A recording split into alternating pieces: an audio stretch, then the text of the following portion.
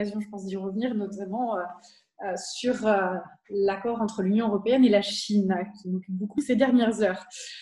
Donc effectivement, moi je suis devenue députée européenne en mai 2019, suite aux élections européennes, et j'étais donc avant la directrice de la Maison de l'Europe de Rennes.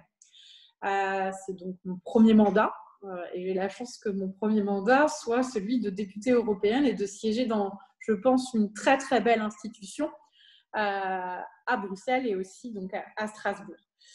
Je suis vice-présidente de la commission du commerce international. Donc peut-être pour rebondir aussi sur la question qui a été posée aussi sur la lutte contre la concurrence déloyale. C'est forcément un sujet qui m'occupe éminemment dans la commission du commerce international, parce que vous avez raison de souligner que ça se joue bien sûr sur la réforme de la politique agricole commune, pour qu'il y ait un juste revenu pour nos agriculteurs, pour qu'il y ait notamment de l'appui de la Commission européenne et de l'Union européenne sur, par exemple, le fait que de nouveaux agriculteurs s'installent. C'est évident, mais ça se joue bien évidemment sur la place de l'Union européenne dans la mondialisation. Et ça se joue aussi sur le fait que le secteur agricole ne doit pas être une variable d'ajustement dans nos accords commerciaux. Et en tout cas, c'est le travail que je mène au Parlement européen en lien avec notamment Julien de Normandie et d'autres collègues et d'autres ministres. Donc, commission de commerce international, je suis aussi membre de la commission emploi et affaires sociales et je suis suppléante dans une commission qui est souvent peu connue et peu identifiée, qui s'appelle la commission des pétitions. Et là, c'est vraiment aussi pour le lien entre les citoyens européens et les institutions européennes et donner un peu de sens et d'incarnation à la notion de citoyenneté européenne. Vous le savez, le rôle du Parlement européen, c'est spécifiquement et notamment le pouvoir législatif. C'est donc d'établir la législation européenne, d'être le co-législateur avec le Conseil. Donc notre rôle, c'est aussi d'influencer l'agenda de la Commission européenne, qui est l'institution qui propose les textes européens. Alors, il ne s'agit pas d'être dans une opposition stérile entre institutions, mais en tout cas, il s'agit pour moi de porter l'ambition des citoyens et de porter une Union européenne qui soit plus unie déjà, parce que ce n'est pas toujours le cas, plus unie en son sein et sur la scène internationale, une Union européenne qui soit plus juste, parce que là aussi nous avons je pense beaucoup à faire sur l'émergence d'une Europe sociale pour lutter contre la concurrence déloyale à l'intérieur de l'Union européenne et sur la scène internationale, une concurrence qui soit sur le terrain social, fiscal, environnemental, et on le voit avec le Brexit, les négociations à l'heure actuelle, et une Union européenne qui soit beaucoup plus souveraine. Et on a tout le travail qui a été mené, cette conceptualisation, par exemple, que vous devez entendre, d'autonomie stratégique. Maintenant, il s'agit de donner corps à ce concept. C'est-à-dire que l'Union européenne est souvent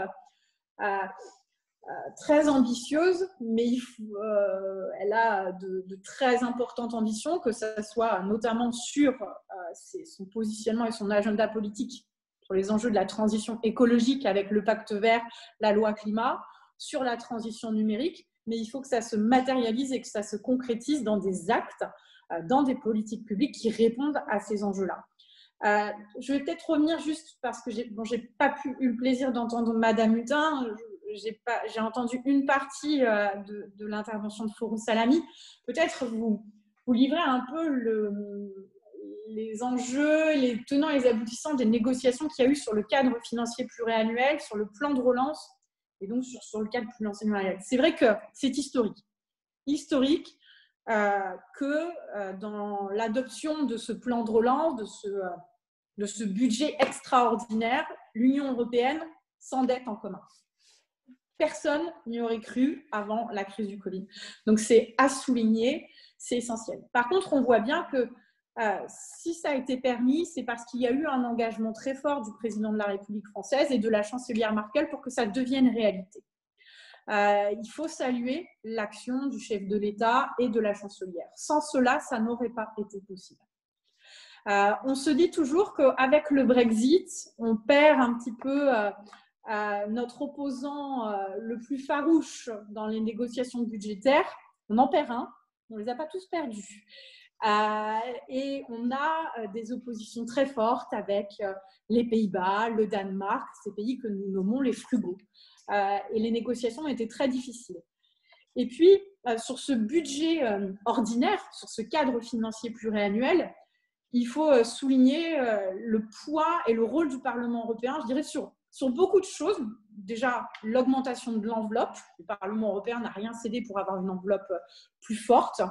Dans les précédentes négociations, il y avait eu un gain, c'est simple, de 0 €. Là, on a eu un gain en euros constants de 19 millions d'euros, donc ce n'est pas rien. Et puis surtout, 2 victoires essentielles qui sont une victoire en adéquation avec nos ambitions, nos valeurs, notre projet, et une autre victoire, je dirais, sur justement sortir de ces négociations toujours infernales où chaque État est dans la logique thatcherienne « I want my money back ». La première, sur l'adéquation avec nos valeurs, c'est ce qu'on appelle la conditionnalité à l'état de droit. Le Parlement européen a joué un rôle capital pour qu'enfin des financements européens ne soient plus mis à la disposition d'États qui ne respectent pas les valeurs fondamentales de l'Union européenne. Il y a enfin un mécanisme de conditionnalité. Ça a été une bataille extrêmement importante et qui a failli faire en sorte que le plan de relance ne voit pas le jour. Donc, je crois qu'il faut avoir conscience des difficultés qu'on peut avoir à chaque négociation et à chaque échange et à chaque débat qui ont lieu au Parlement européen et dans les institutions européennes sur le budget européen. Et une autre victoire essentielle qui permettra de sortir de cette logique, c'est la victoire sur ce qu'on appelle les ressources propres. Les ressources propres, c'est quoi ?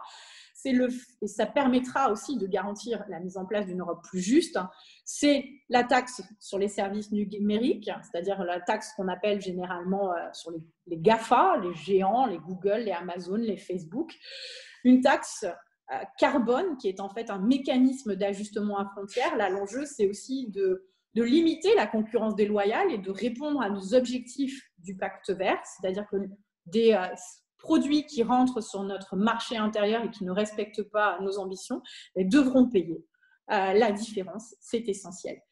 Il y aura d'autres mécanismes et d'autres axes. Il y a déjà une taxe, par exemple, sur le plastique qui a été mise en place à compter du janvier 2021. Et ces ressources propres, c'est essentiel parce que ça permet de sortir de la logique de dépendance vis-à-vis de chaque État membre. Parce qu'on le sait, chaque État est prêt en quelque sorte à mettre au pot commun, mais il veut revenir son argent sur son territoire.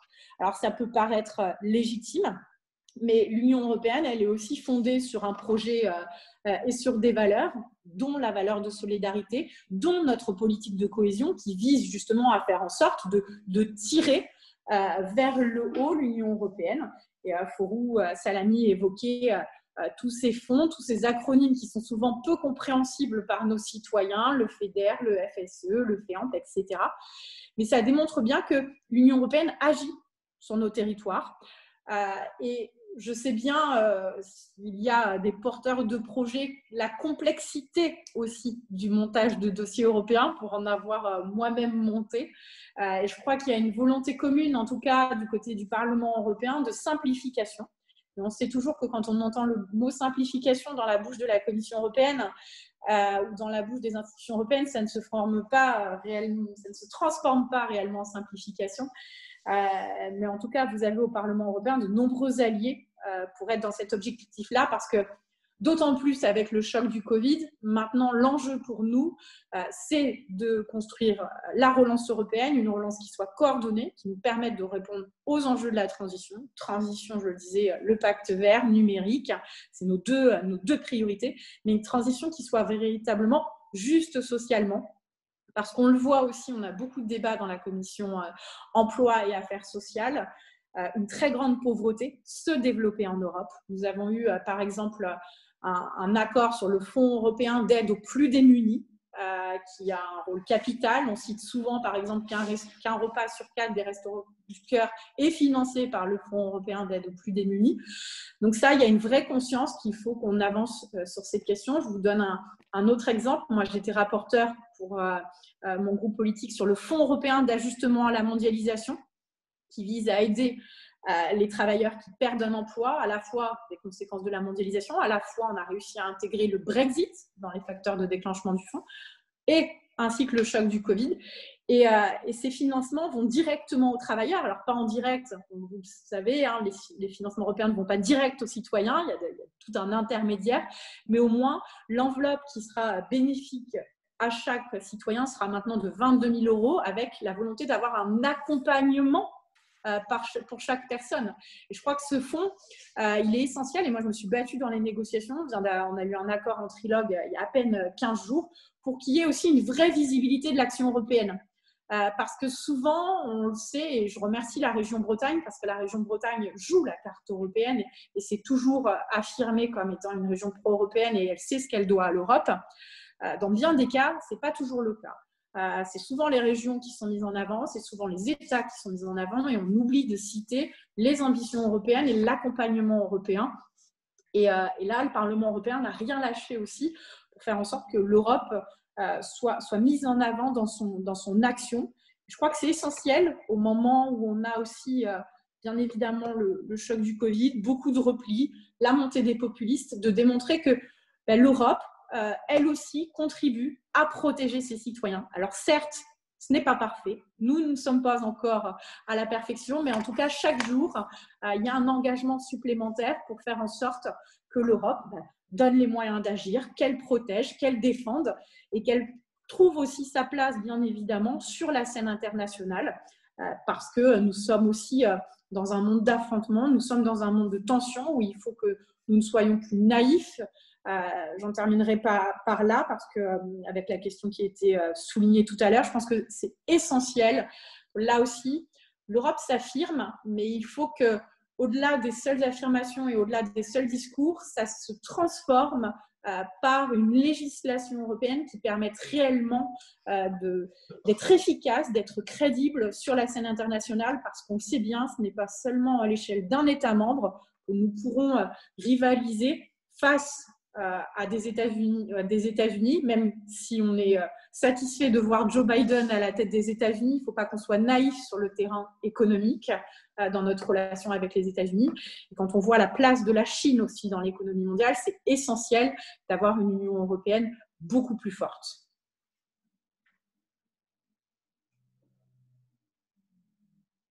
Merci beaucoup.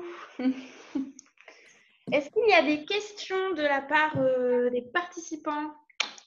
Oui, oui, toujours Philippe Leray, donc président du Pays d'Auray. Alors, je suis un ancien parlementaire. Donc, j'ai été député un certain temps.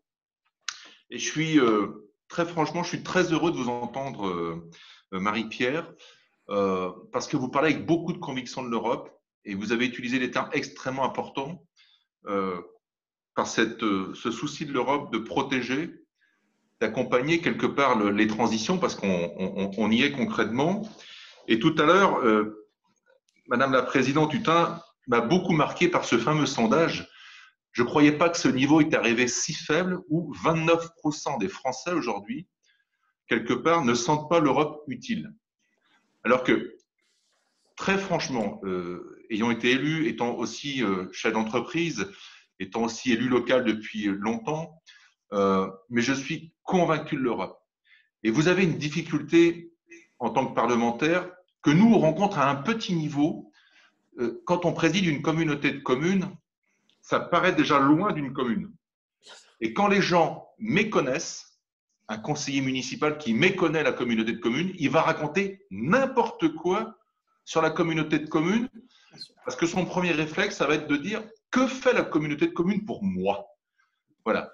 Et là, vous avez ce syndrome qui est beaucoup plus important, et ça, c'est votre rôle de parlementaire. Et ce que vous faites, votre participation aujourd'hui, elle nous fait chaud au cœur parce que vous ne pouvez pas être à la fois en déplacement et à la fois en Bretagne à porter la parole. Et vous dites quelque chose d'essentiel, c'est qu'on a oublié que l'Europe participe à la construction de nos territoires. L'Europe, quelque part, est un outil politique puissant qui stabilise nos relations.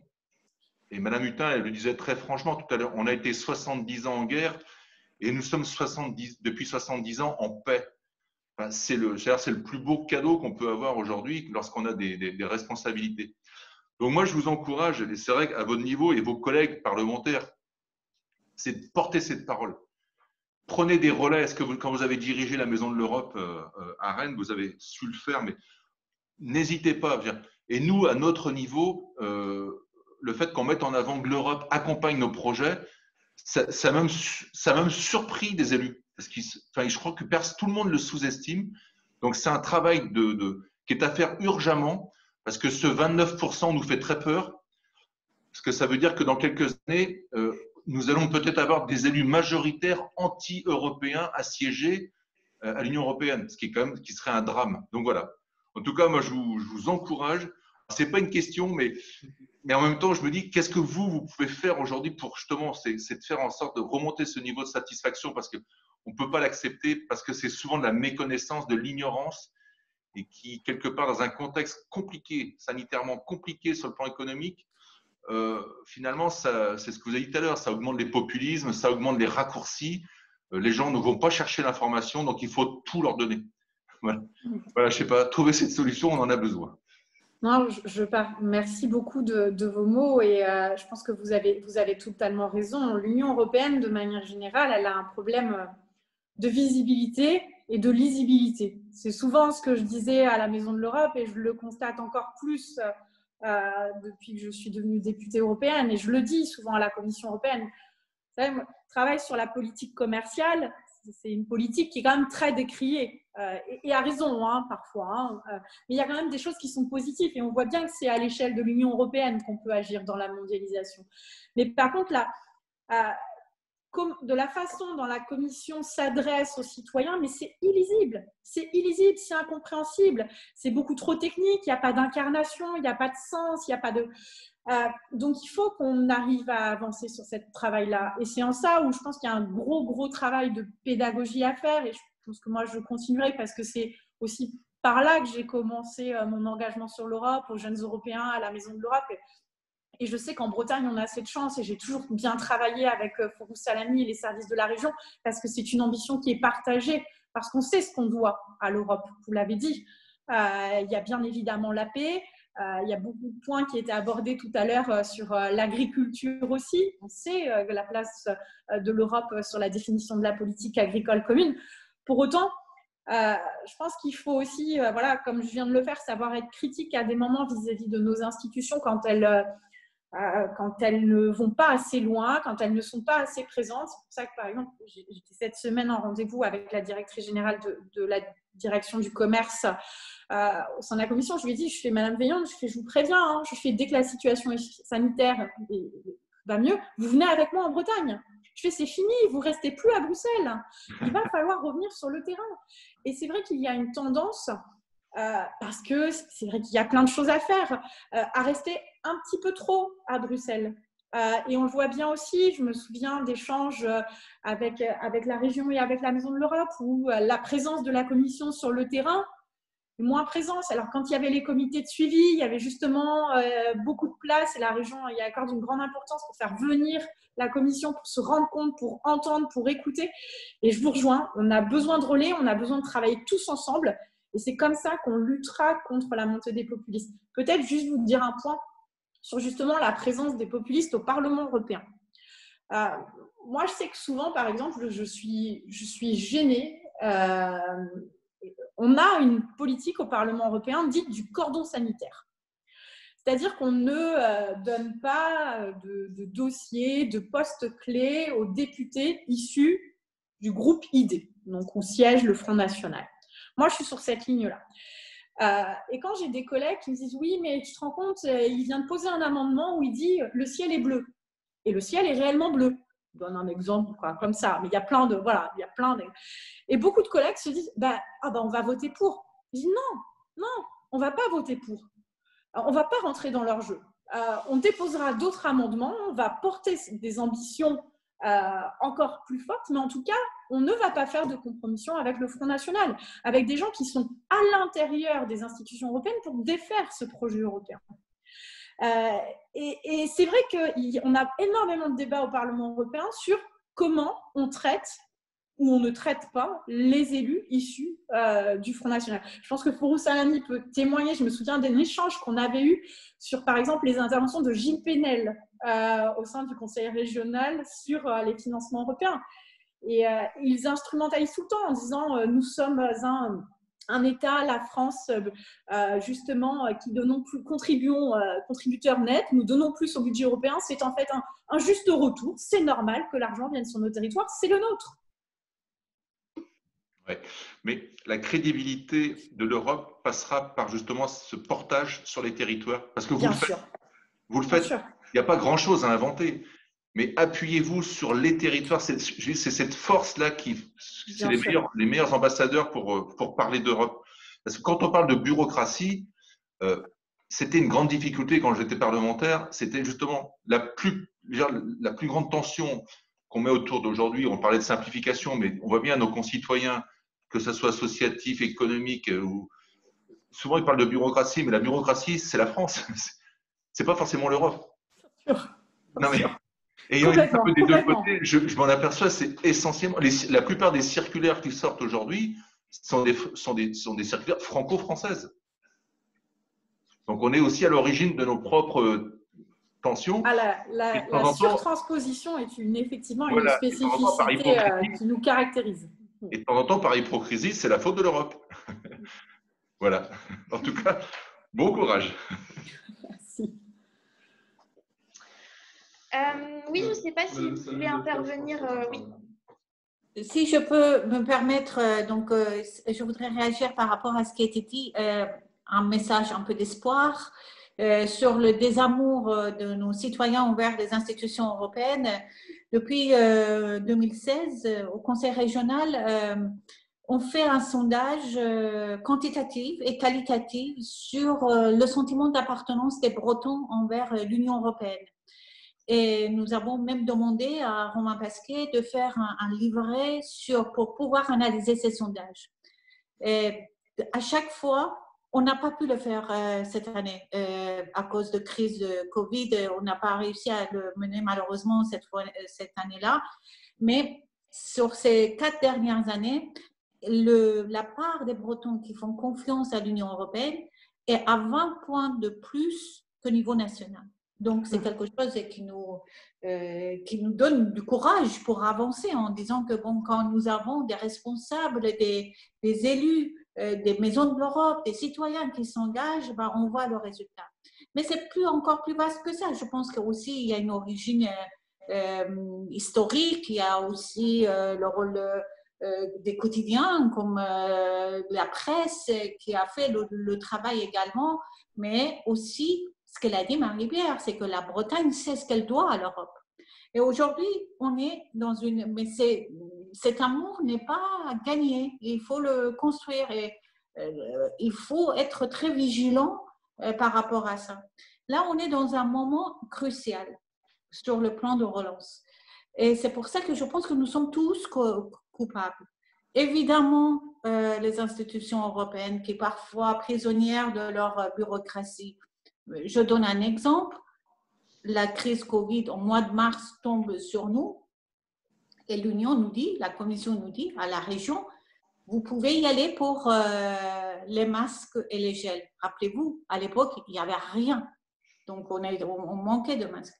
Donc, on a contacté toutes les collectivités en disant, on va y aller, on va trouver, on va commenter, etc. On a de l'argent de l'Union européenne, ne vous inquiétez pas. Sauf qu'après, la Commission nous a dit, oui, les masques qui seront éligibles pour avoir le financement, il faut qu'ils aient tel critère, tel critère, tel critère, tel critère. Donc, en gros, rien. Donc, voilà, ça, de côté les institutions européennes. Aujourd'hui, le plan de relance, la partie de 100 milliards d'euros de plan de relance national, comme je vous ai dit, 40 milliards, c'est l'Europe. L'Europe nous donne beaucoup de facilité. Il va même sur 100% de financement. Ce n'est pas que le cofinancement, 100%. Sauf que là, vous avez raison comme de le souligner, c'est l'État français, c'est la France qui rajoute des complexités à cette procédure. Et donc, parfois, nous aussi, dans nos niveaux local, nous n'avons pas fait suffisamment de travail pour dire voilà le financement européen pour tel ou tel projet dans le territoire.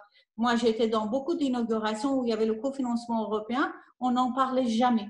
chacun parlait de son institution et on ne parlait pas de l'Europe. Donc, on est tous coupables collectivement et pour les dangers est imminent, vous avez raison. Les citoyens se sentent un peu lésés et c'est à nous aussi collectivement, de l'institution européenne, à l'État français, aux collectivités, à nous tous, de relever le défi. Merci beaucoup. Juste pour